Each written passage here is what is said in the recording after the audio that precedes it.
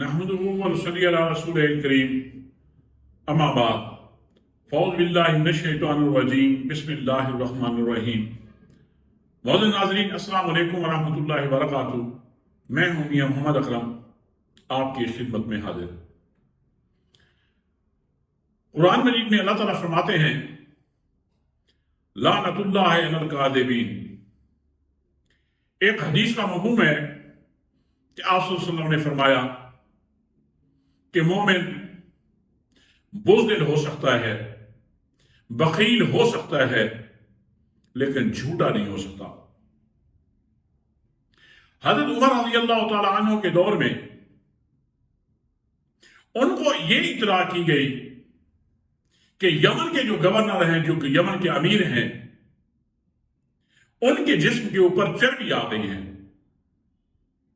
جب آپ کو اس کی اطلاع ملی تو آپ نے فوراً انہیں معزول کر دیا اور ساتھ یہ فرمایا کہ قوم کی فکر کرنے والا امیر یہ نہیں ہو سکتا کہ اس کے چہرے پہ چربی آئے۔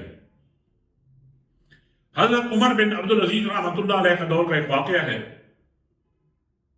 کہ ان کو کسی نے اطلاع کی کہ جو فلاں شخص ایک اس وقت بہت بڑے عہدے پہ فائز ہے، اس نے حجاج بن یوسف کے ساتھ بھی کچھ وقت گزارا ہے۔ تو یہ بات سن کر حضرت عمر بن عبدالعزیز رحمۃ اللہ علیہ انہوں نے اسے معزول کر دیا۔ اس کو جب معزول ہونے والے شخص کو جب یہ پتا چلا کہ مجھے کس وجہ سے معزول کیا گیا ہے، تو انہوں نے گزارش کی ان سے کہ امیر المومنین، میں نے تو کچھ ماہ ہی حجاج بن یوسف کے ساتھ کام کیا تھا۔ تو آپ نے فرمایا کہ ظالم کے ساتھ چند گھڑیاں گزار لینا یہ اس کے ظالم ہونے کے لیے کافی ہے۔ ناظرین، جو ہمارے عزت مآب جناب چیف جسٹس قاضی فائز عیسیٰ صاحب، انہوں نے جو ایک فیصلہ کیا ہے، اس حوالے سے یہ کوئی غیر معمولی بات نہیں ہے، کیونکہ یہ ایکسپیکٹڈلی یہی کیا جا رہا تھا۔ پبلک سمجھ رہی تھی، جو عدالت میں ان کی باڈی لینگویج، ان کا انداز، ان کی پرفارمنس، یہ ایکسپیکٹیشن تھی کہ کس طرح کا فیصلہ آئے گا، اور انہوں نے بالکل توقع کے مطابق جو عوام کر رہی تھی، انہوں نے میاں محمد نواز شریف صاحب کو، جو ایک تاحیات نااہلی کی سزا کاٹ رہے تھے، ان کو پچھلی عدالتوں نے فیصلہ سنایا تھا، ان کو تاحیات نااہل قرار دے دیا تھا، ان کو انہوں نے ان کی نااہلی کو ختم کر دیا۔ ناظرین، پہلی بات تو یہ کہ اس وقت جو ہم فیل کر رہے ہیں وہ یہ کر رہے ہیں کہ ایک شخص کا جرم، اس کو سزا دینے کے بجائے اس جرم کی جو سزا ہے، جو پاداش ہے، وہ 25 کروڑ عوام کو دی جا رہی ہے، اور یہ فیصلہ 25 کروڑ عوام کے خلاف ہے، اور ان کو بطور سزا کے آیا ہے۔ چیف جسٹس صاحب سے ہماری گزارش یہ ہے کہ یہ بتائیں کہ جو پہلے ان کے بارے میں جو فیصلہ عدالتوں نے کیا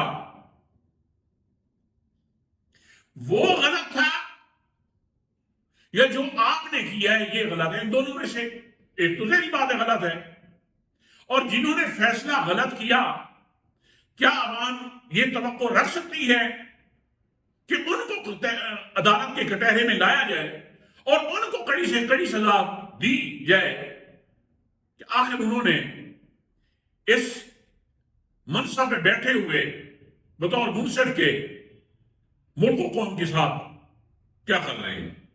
کیا یہ ہم پوچھ سکتے ہیں؟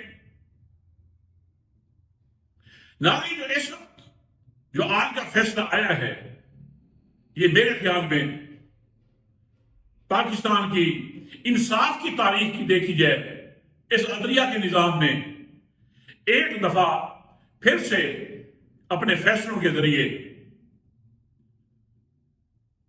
اس دن کو عوام یہی سمجھ لیجیے کہ یہ یوم سیاہ کا دن ہے. فیصلہ جو ہو گیا سو ہو گیا. اگلی بات میری گزارش یہ ہے کہ اس فیصلے نے اتنی شاید تکلیف نہیں دی ہمیں، لیکن جو جواب بنایا گیا ہے اس کیس کے حوالے سے، جو قاضی صاحب نے منطق استعمال کیا ہے وہ زیادہ تکلیف دہ ہے. منطق یہ ہے کہ دیکھیں جی، توبہ کے دروازے کھلے ہیں، کسی وقت بھی کوئی توبہ کر سکتا ہے، ہم تو کچھ نہیں کہہ سکتے. یعنی کہ یہ فطری اصولوں کے خلاف یہ ایک بہت بڑا تصادم ہے. اگر یہ بات ہے تو پھر پاکستان میں کی جیلوں میں جو قید لوگ ہیں اب ان کو مزید قید میں رکھنے کا جواز ختم ہو جاتا ہے کہ انہوں نے بھی ہو سکتا ہے توبہ کر لی جاؤ، اور ان کی توبہ تو تقریباً یقینی ہے. لیکن میاں نواز شریف کی توبہ تو منظر عام پہ آئی نہیں ہے، انہوں نے توبہ کی نہیں ہے. اور چیف جسٹس صاحب سے گزارش یہ ہے کہ توبہ کا تعلق ہوتا ہے حقوق اللہ سے. یہاں پہ تو حقوق العباد کا معاملہ ہے. یہ تو 25 کروڑ عوام سے جب تک معافی نہ مانگ لی جائے، جب تک یہ لوگ معاف نہ کریں، اللہ نے یہ اختیار معافی کا اپنے پاس رکھا ہی نہیں ہے.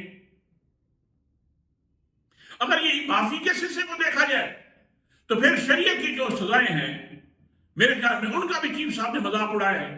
پھر اگر چوری کے اوپر ہاتھ کاٹنے تو کیوں ہے، زنا پہ سنگساری کیوں ہے،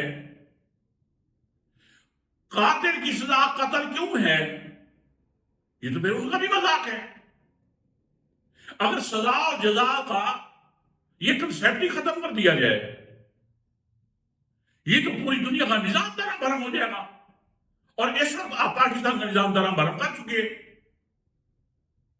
جو براہ راست جو عدالت کی جو کارروائی تھی وہ عوام الناس کو دکھانے کا جو میرے خیال میں مقصد تھا وہ یہ تھا کہ ہمارا سٹینڈرڈ یہ ہے انصاف کا، جج کی ویلیوز یہ ہوتی ہیں. یہ دیکھ لیں کہ ہم ہمیشہ طاقتوروں کے سامنے سرنڈر کر جاتے ہیں، تو آپ کبھی انصاف کی امید لے کر ہمارے پاس نہ آئیے گا. یہ تو ایک پیغام دیا گیا ہے.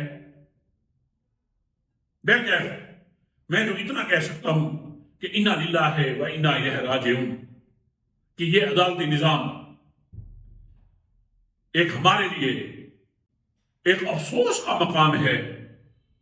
ہم اپنے آپ کو کیا دکھائیں کہ اس طرح کا ہمارے پاس عدالتی نظام ہے جو ویسے بھی انٹرنیشنل رینکنگ میں جو اس کا اسٹینڈرڈ کا لیول ہے وہ 135 یا 136 پہ آتا ہے پوری دنیا میں. بہرکیف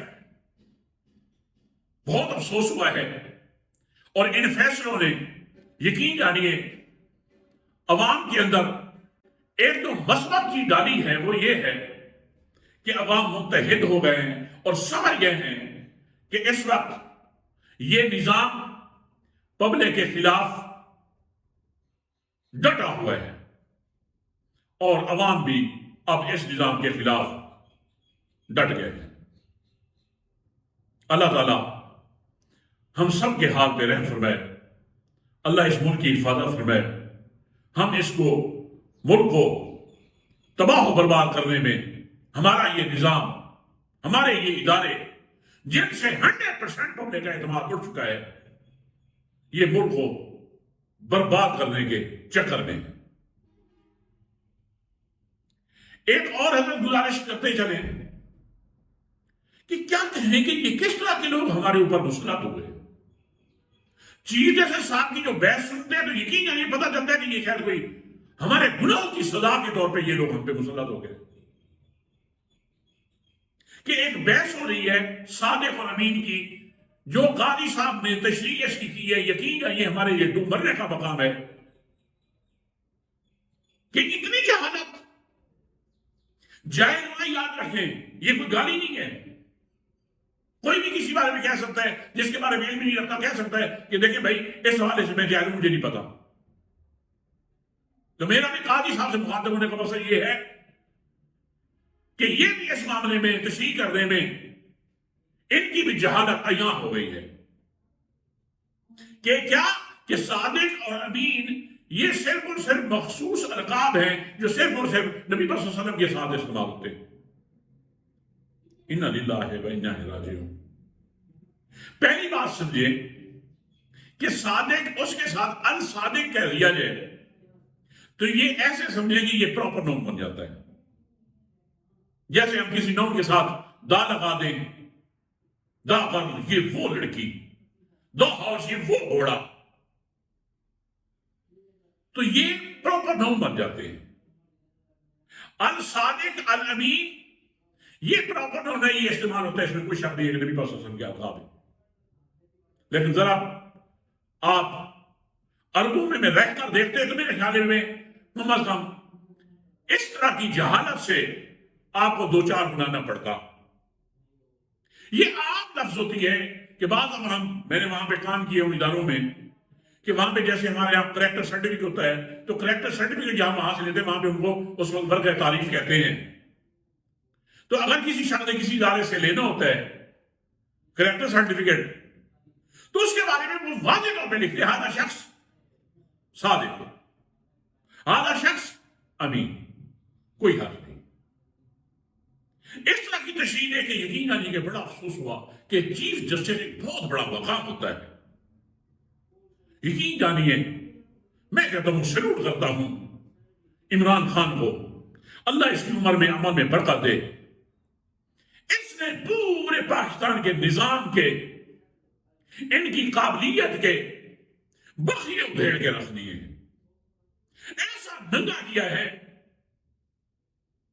ان کو میرے خیال میں سب کچھ اتار کے ان کے ہاتھوں میں پکڑا دیا. پبلک سمجھ گئے ہیں یہ کتنے معیاری لوگ اور کتنے یہ دانشمند اور دانشور لوگ بیٹھے.